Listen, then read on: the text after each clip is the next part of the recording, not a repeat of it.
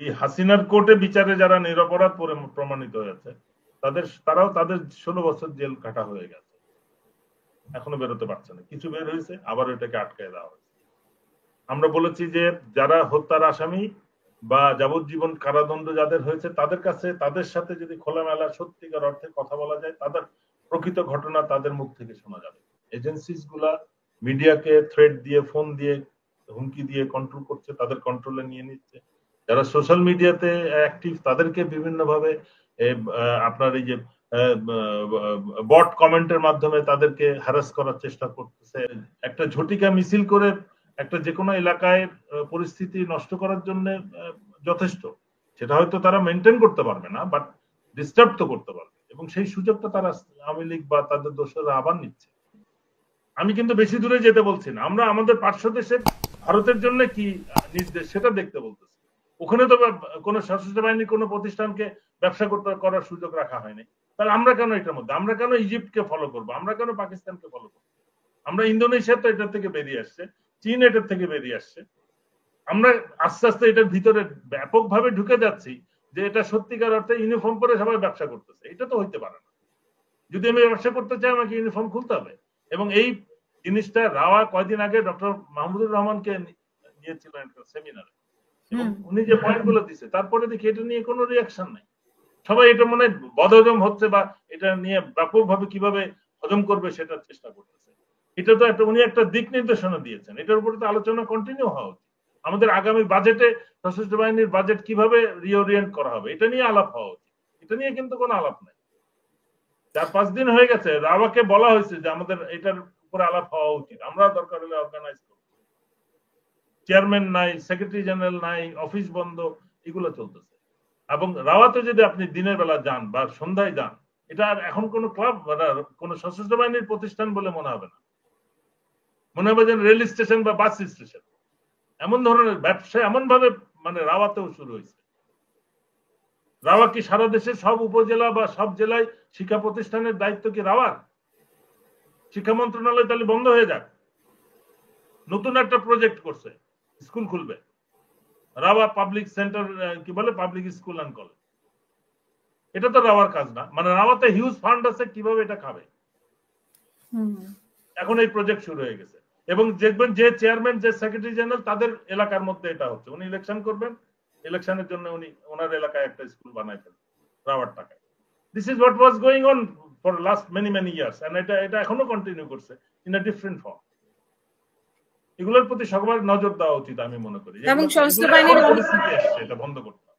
অনেকেই তো দেশের বাইরেও টাকা নিয়ে গেছে, সেটা নিয়েও তো আমরা কোনো দুর্নীতি, ওটার ব্যাপারে আমাদেরকে একটা লক্ষণীয় পরিবর্তন দেখতে হবে, যে হ্যাঁ এটা ফেরত আসছে। শুধু দুই একটা নাম মাত্র কিছু ফেরত নিয়ে আসা, রেমিটেন্স আসা, রেমিটেন্স তো আসতোই।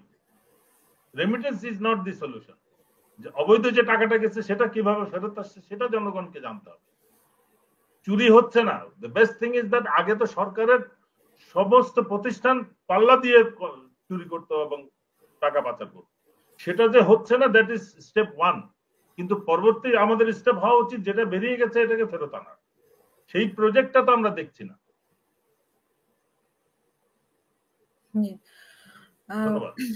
অনেক ধন্যবাদ। আসলে বিডিআর নিয়ে কতটুকু এগিয়েছে আপনার কোনো আইডিয়া আছে কিনা? কারণ বিডিআর নিয়ে অনেকেই প্রশ্ন করেন, বিডিআর এর তদন্ত কতটুকু এগিয়েছে, বা যারা নির্দোষ জেলে আছেন, আবার জেলে যারা আছেন তাদের সেরিমনিয়াল পার্টটা যথেষ্ট এগিয়েছে, বাট রিয়েল তদন্ত কতটুকু এগিয়েছে সেটা তদন্ত রিপোর্ট বেরোলেই জানা যাবে। বাট সত্যিকার অর্থে আমি মোটেও আশাবাদী না। এই যে বিডিআর এর সৈনিক যারা নিরপরাধ প্রমাণিত হয়েছে, এই হাসিনার কোর্টে বিচারে যারা নিরপরাধ প্রমাণিত হয়েছে, তারাও তাদের 16 বছর জেল কাটা হয়ে গেছে, এখনো বেরোতে পারছে না। কিছু বের হয়েছে, আবার ওইটাকে আটকায় দেওয়া হয়েছে। আমরা বলেছি যে যারা হত্যার আসামি বা যাবজ্জীবন কারাদণ্ড যাদের হয়েছে তাদের সাথে যদি খোলামেলা সত্যিকার অর্থে কথা বলা যায়, তাদের প্রকৃত ঘটনা তাদের মুখ থেকে শোনা যাবে। সেটার ব্যাপারেও আমার যথেষ্ট সন্দেহ আছে যে কতটুকু করা হয়েছে। সেই জিনিসগুলোর রেজাল্ট যতক্ষণ পর্যন্ত না পাওয়া যাবে ততক্ষণ পর্যন্ত আমার মনে হয় এটা ব্যাপারে মতামত দেওয়াটা, বাট লক্ষণ মোটেও পজিটিভ না। যারা এটার সাথে ইনভলভ, যারা পার্সোনালি ডিপলি ফলো করছে, তারা মোটেও সন্তুষ্ট হওয়ার কোনো লক্ষণ দেখছেন না সত্যিকার অর্থে। মানে যারা কাজ করছেন ওনারা কাজ করতে পারছেন না, নাকি ওনারা কাজ করছেন না ঠিক এই মতো? বিষয়টা স্পষ্ট না, এটা স্পষ্ট না, এটা স্পষ্ট না। এটা কমিশন নিজেই স্পষ্ট করতে পারে তাদের কোনো লিমিটেশন আছে কিনা। আমি যেটা জানলাম যে জুনে তাদের ইয়ে হবে। অনেকেই সাক্ষ্য দিতে চাচ্ছেন, হয়তো এখনো তারা তাদেরকে ডাকা হয় নাই, বা অনেককে ডাকা হয়েছে যাদের প্রয়োজন নাই, অপ্রয়োজনীয়। আমি এই ইংল্যান্ডে কানাডাতে টকশো করেছি বিডিআর এর উপরে, আমি সাক্ষ্য দিয়ে কি প্রমাণ করব? যে ভিতরে ছিল, যে কটারকাটি ছিল, আপনি তো একটা তদন্ত করেছেন, সেই তদন্তটা কি নেওয়া হয়েছে? মানে সেখান থেকে কোনো আমি সহযোগিতা? ঠিক জানি না, ওইটা তো প্রথম কাজ ছিল। হুম। ওই তদন্ত রিপোর্ট আমি ডিসএগ্রি করেছি। ওই তদন্ত রিপোর্ট নিয়েই কিন্তু এই কমিশনের কাজ শুরু করা উচিত ছিল। That should have been the foundation of second commission for investigation.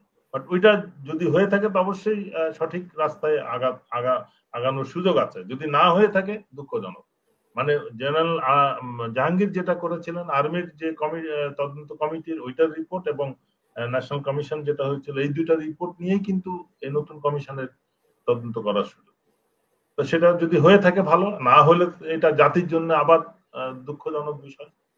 But এখন যেটা হয়, যে কালচারটা, যেটা আমি মানে আগে বলতে ভুলে গিয়েছিলাম, এই শেখ হাসিনার ওই কালচার কিন্তু আবার শুরু হয়েছে। এজেন্সিস গুলা মিডিয়াকে থ্রেট দিয়ে, ফোন দিয়ে, হুমকি দিয়ে কন্ট্রোল করছে, তাদের কন্ট্রোলে নিয়ে নিচ্ছে।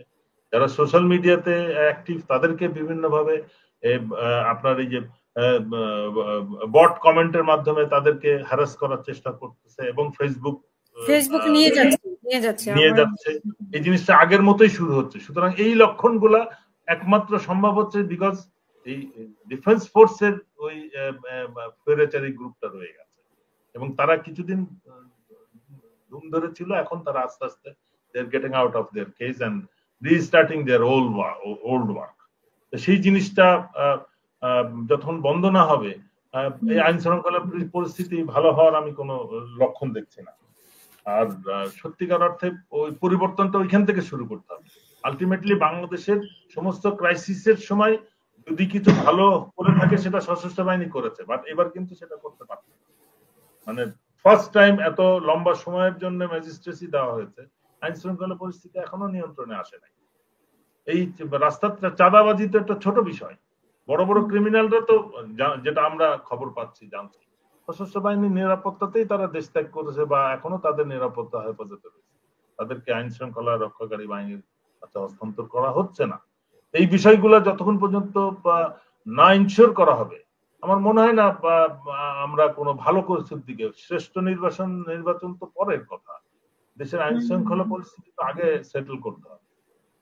দেশের জনগণ শান্তিতে আবার বসবাস করার একটা সুযোগ খুঁজতে হবে।